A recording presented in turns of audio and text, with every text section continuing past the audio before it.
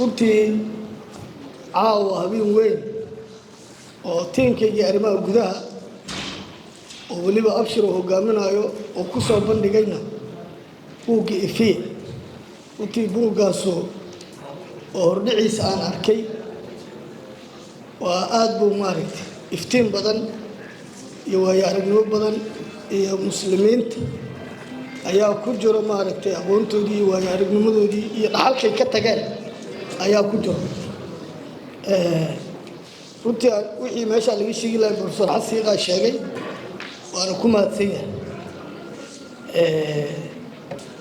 annagana dee abshirna waa ka dalbaday gobolka banaadir horta 20 buug oo 20ka degmaha horta waa ballan qaada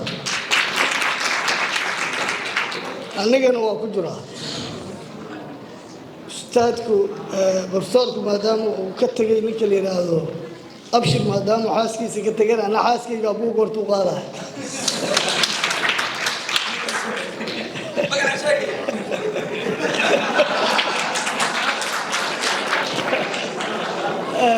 professor ما ستاي فردوس علي محمد علي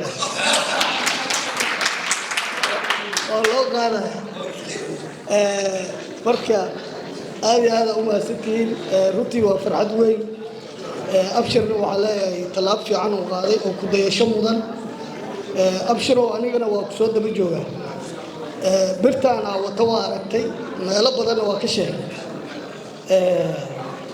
6 weerar oo nimankii argixisada ay ugu soo qaadeen horta ilaahay iga badbaadiyo